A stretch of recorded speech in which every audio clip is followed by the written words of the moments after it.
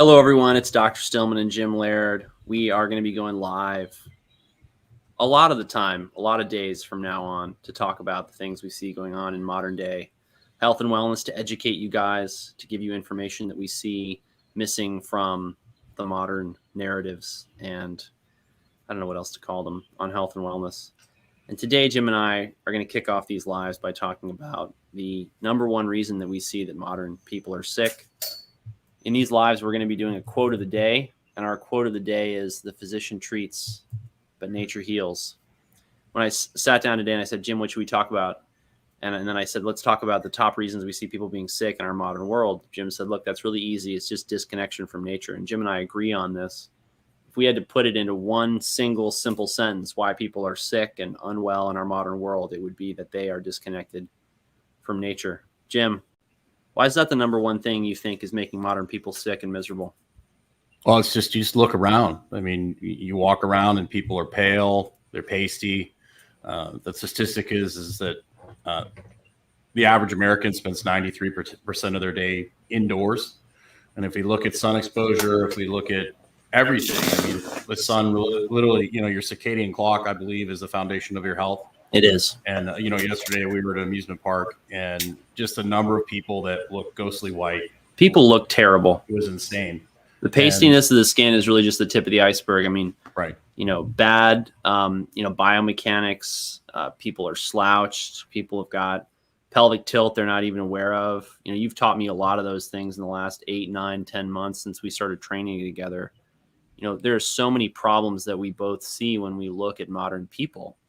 And yet in many ways, funny and tragic about it is that we both know how easy and simple it can be for them to be well. That's part of why we created things like we've created to work with people, right?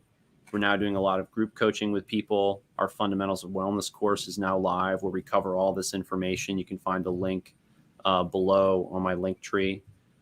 People need a certain amount of basic education and basic baseline knowledge. And then they need some interactive time with you and I, whether that's in a group setting or one-on-one, in order to help them iron out exactly what they need to do for their context in order to be well.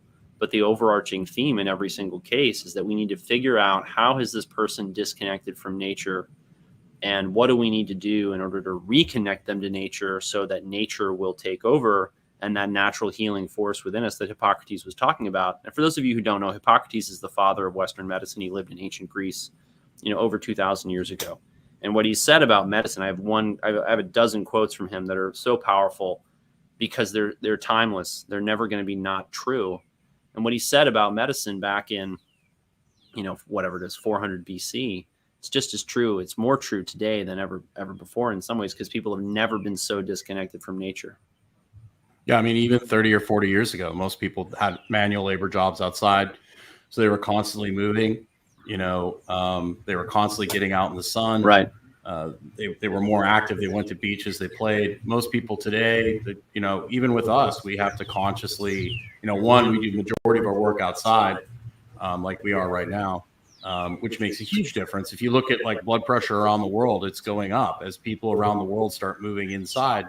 The modern medical establishment, they do these studies like, why is blood pressure going up all over the world?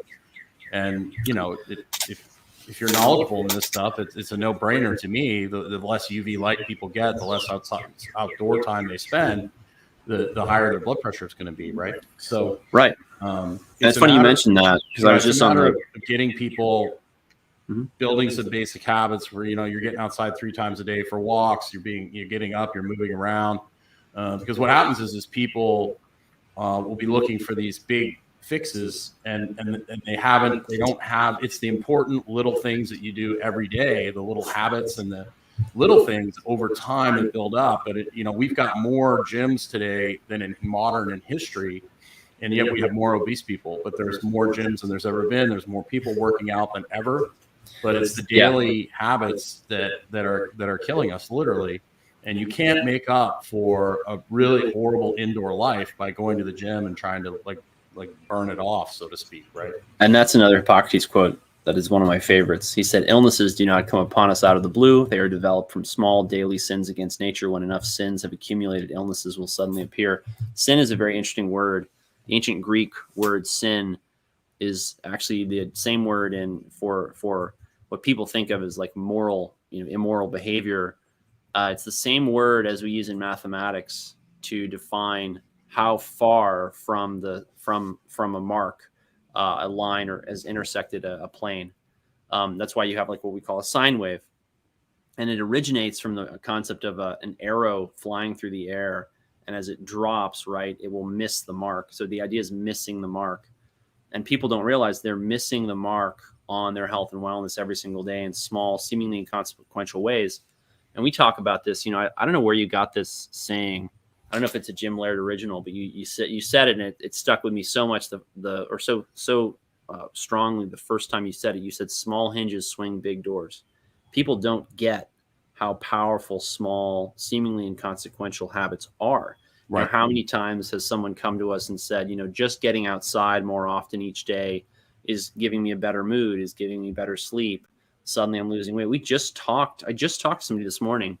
She said that working with us, she's been with Weight Watchers for almost her whole life, never was able to get to her goals, to achieve her goals with them. And working with us, she's finally managed to lose weight, but she's actually eaten more, which is amazing. We actually have that experience all the time, because number one thing we're telling people to do is eat more protein. Yep. And, one of the things about natural protein sources, they tend to be lean, right? One of the things we tell people to do all the time, eat more seafood, particularly shellfish. Another misconception people have is that you need to avoid shellfish because of the toxin load. Well, actually, shellfish don't have very much, heavy metals in them, which is what a lot of people are worried about. And they're incredibly lean a lot of the time. And when they're not lean, they have a lot of omega-3s, which most people are deficient in. And so what we end up seeing when people eat more shellfish is they get an enormous amount of protein. They get huge quantities of trace elements that they badly need to detox from heavy metals. Like selenium really helps people compensate for mercury poisoning, which we see a lot in our high achievers because they love their tuna steak. Ladies, you love your spicy tuna rolls with your girlfriends at sushi night. And we see that all the time. And so little things like this help people connect to nature. The other thing about seafood I've been thinking about recently is that, the powers that be can ruin our soils. They can deplete our soils. They can overfarm our soils. But you can pollute the ocean, but it's a very big body of water to actually really ramp up the pollutants in. And so our shellfish, oysters, scallops, shrimp, crab, short of really terrible local pollution conditions, they're going to have low levels of heavy metals, low levels of pollutants, and really high levels of trace elements because you can't really deplete the sea of its minerals. You can only contaminate it. And people, you talk about willpower, you talk about why people can't stick to things. One of the reasons why people fail is because they literally try to change too many things at once. Instead of adding something simple in, like, we do 3 10-minute walks a day, right? And what are the side effects of, you throw the little hinges swing big doors, you throw that pebble in the pond, okay? Walking outside 10 minutes 3 times a day stabilizes blood sugar. It gets you outside, you get your eyes in the light, your hormone production gets better. Yep. You're able to think better, think clearly, more rational. You make better choices. You stop craving garbage, right? You start craving less alcohol. You start craving less sugary foods. And all of a sudden, you start doing these other things automatically because of the getting outside 3 times a day habit. Your sleep improves. You make better choices. So just doing something simple like that bleeds over into everything else, and it makes other behavior changes easier. Right? Yeah. And so instead of, people will like, oh, what's walking outside 3 times a day going to do? But when you actually do it and you hear the people say, wow, my sleep's better, I'm thinking better, I'm making better choices. Right. As opposed to like doing massive calorie restriction and like trying to like go to HIIT classes. Right. And doing whatever supplement you're trying to do to burn this thing off. Yeah. We try to get people to learn how to work with their body and to get their body healthier, and then their body just kind of figures out where it needs to go. Jim, that reminds me, we had we recorded a session recently where we talked about the top 5 weight loss mistakes we see ruining people's health, where we talked specifically about some of those issues. Is that ready yet? Where is that? Where is that? Well, we have I'll be sharing I have to put that link up. I don't have it in my link tree, but I will. Okay. We have to put that sequence up, but yeah, it'll sure be in my link to tree later. Too. It'll be in Dr. Stillman's link tree later, but we have a free video we're giving away. We're also giving away a photon light from Sauna Space, and we're also giving away one of our coaching programs. Actually, you know what? The 5 weight loss mistakes is in my link tree. If people want to look at that, it's in the video description right now. Yeah. So you can check that out. Yeah. And blood pressure is another thing that came up this morning in a call with someone, is that their blood pressure is better. We're going to start tapering their blood pressure medication. How did we do it? We got them reconnected to nature. We looked at their minerals. We started balancing those, changing their diet, eating more protein. I don't think people realize how powerful, and source of protein is really important, which people don't understand. They think, oh, and then they get bored of eating protein because they're only eating steak and whey.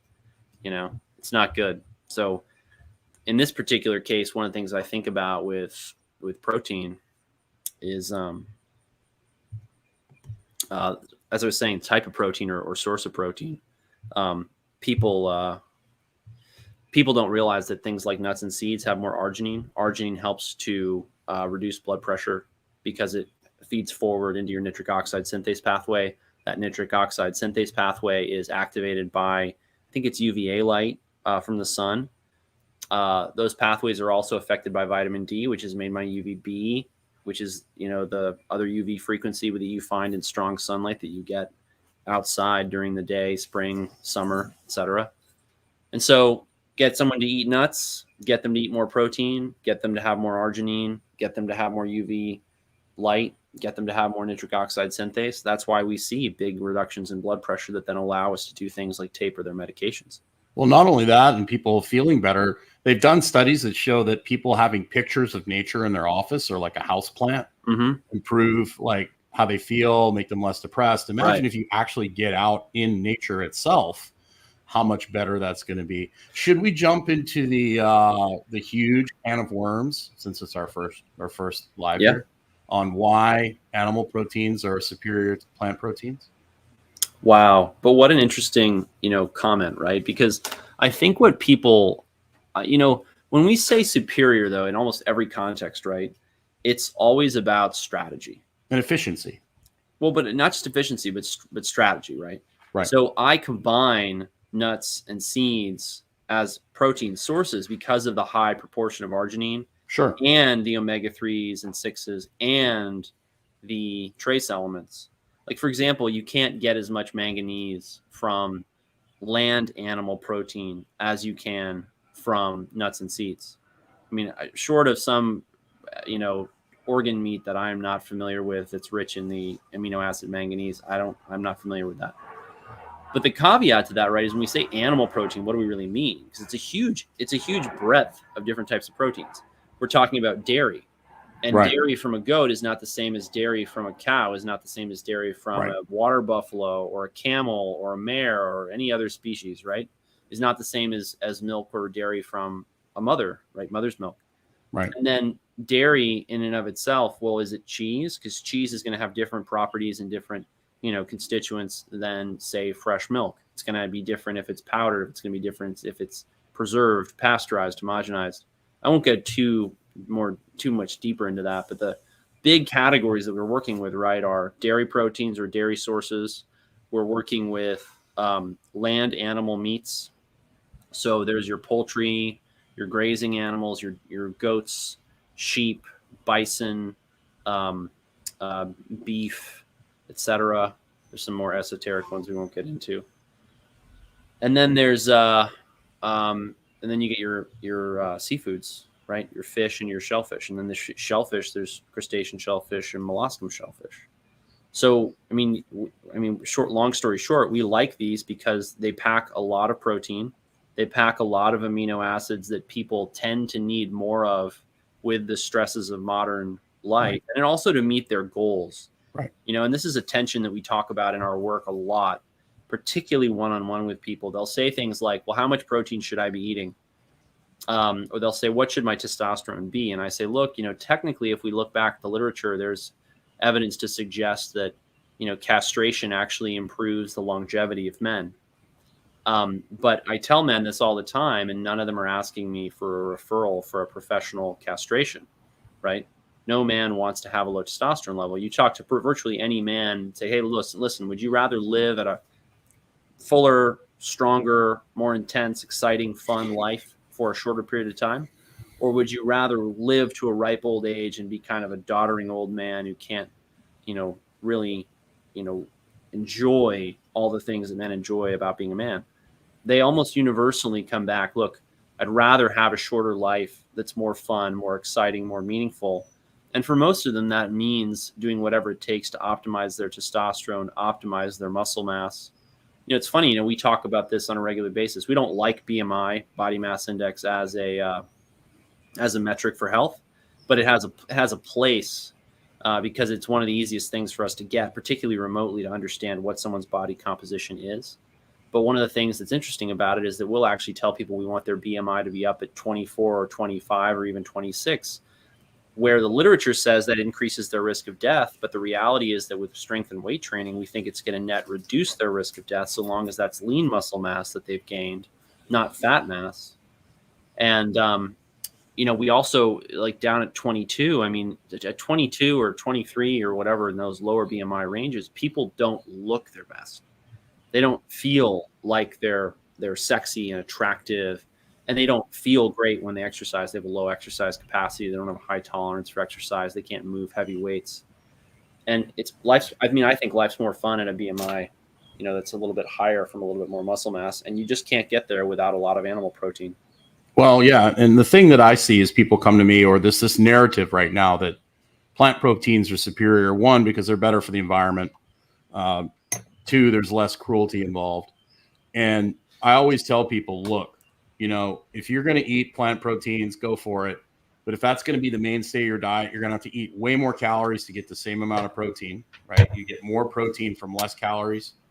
And then also with our modern farming, you actually end up killing more animals by eating stuff that's grown in a commercial way than you would if you just ate a cow.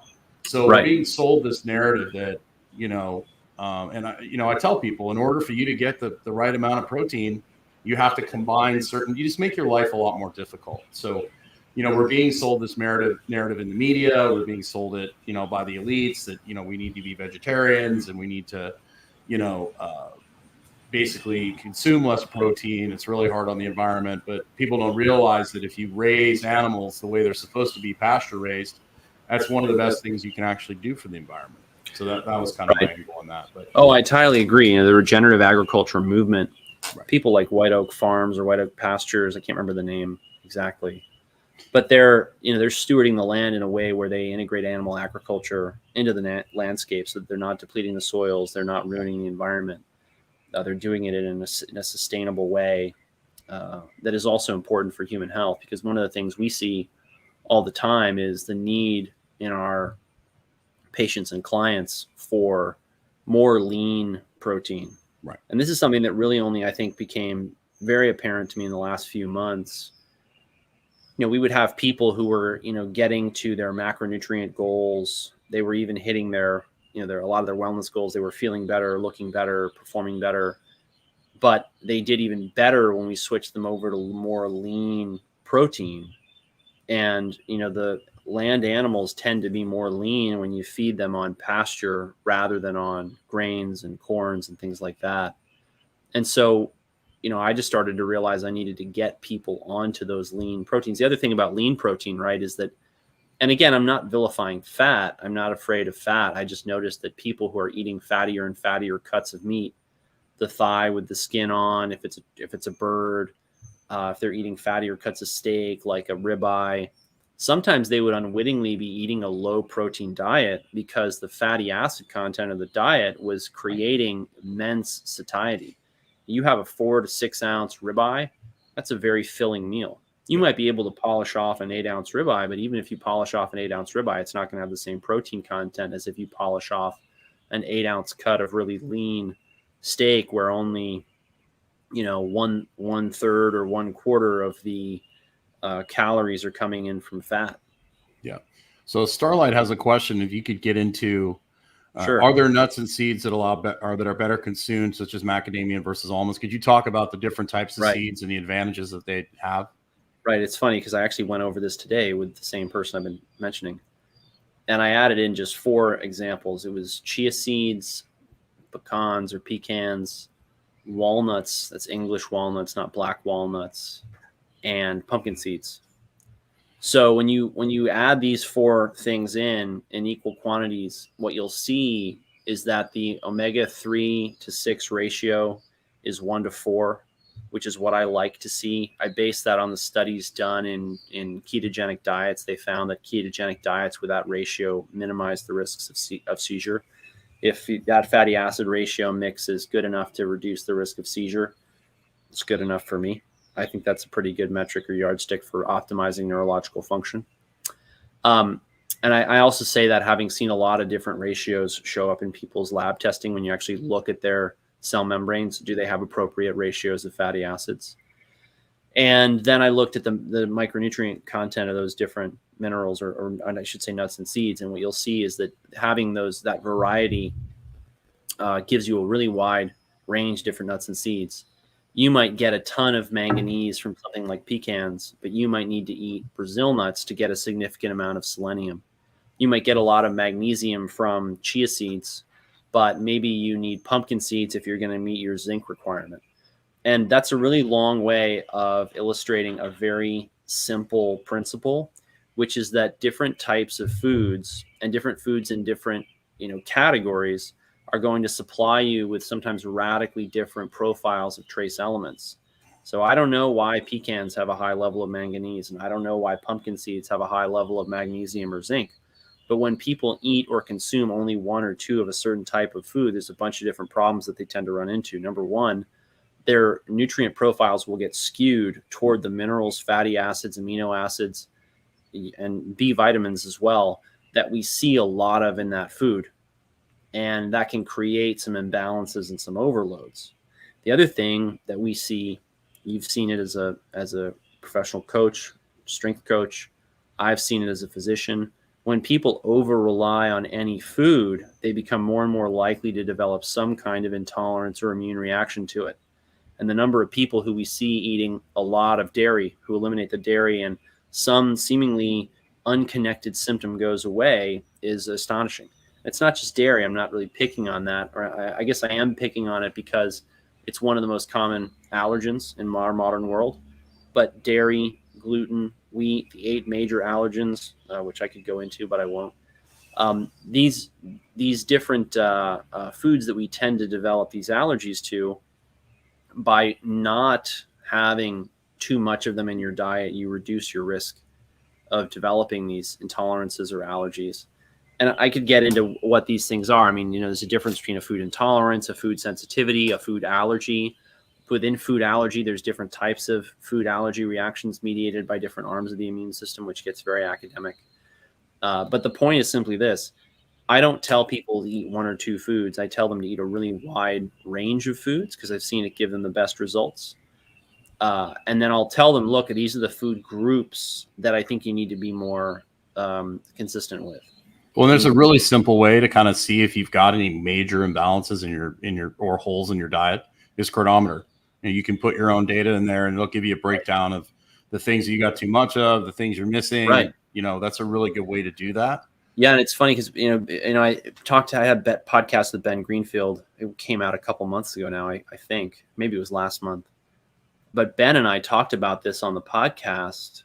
It may have been another part that got cut off, but if it was, we talked about how we both use chronometer in coaching people. And a lot of people are using chronometer because chronometer has this ability to show people exactly what they're eating. It can be a little bit overwhelming at times for people who are not used to tracking their diet and are not used to measuring things out into the gram quantity. But that's why I use it. I started using it in my early 30s, a couple years ago. Those are like last week, right? Yeah, right. Thanks, Jim. So I started using it, and I didn't realize how. I mean, I was thinking, okay, I'm 30 something. I've been reading about nutrition for almost 20 years. I'm fascinated by it. I've read so many labels. I've done this, I've done that, I've studied with this person, I've studied with that person, but I put my data into a chronometer and I thought, oh my gosh, I had no idea what I was actually eating. And we see this all the time. I mean, we see so many people coming in to work with us who think they're eating enough protein and they're not, and they don't know how to eat enough protein. Right. Because there are strategies and tactics that are essential if you're really going to break through to the level that is going to optimize your health, your performance, your weight loss, your muscle mass gain, your body composition, your sleep, your mood, just your whole performance. We cover all that in the fundamentals of wellness. We had our first coaching call for that on Saturday. These end up being very small coaching calls. People get lots of basically one-on-one time with Jim and I, where we get to ask them questions, get to know them, get to know what they're dealing with, help them troubleshoot their issues. You can find links to that program in the link below through my link tree. I think it's the first or second link. And I also want to add that, this is one of the most important things we teach people and help them to troubleshoot when it comes to their weight loss, which Jim and I will be having a webinar on at the end of the month. That link's also in my link tree in the link below. Yes, it's very true. Jim, any last closing thoughts? Get outside as much as you can. Right. If you're one of these people that are stuck in an office, like I changed my entire life so I could live a more outdoor life. I sold my gym and I was spending 5 a.m. till 8 p.m. inside. And I had some health issues. So I made some major changes. I didn't start work until 10. I fired a lot of clients. It really sucked, but it changed my life. And now I've redesigned my life so I can literally spend 98% of my day outside. You can tell by how dark I am. So start where you are. You might not be able to go all in at first, and that's totally okay. But people take smoke breaks all the time. You take a sun break at work.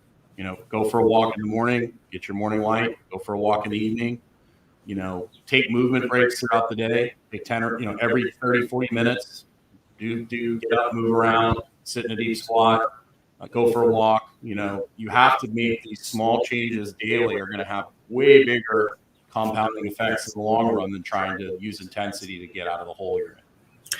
That's exactly right. And that's why people come to us and we'll actually dial back their intensity and help them get better results.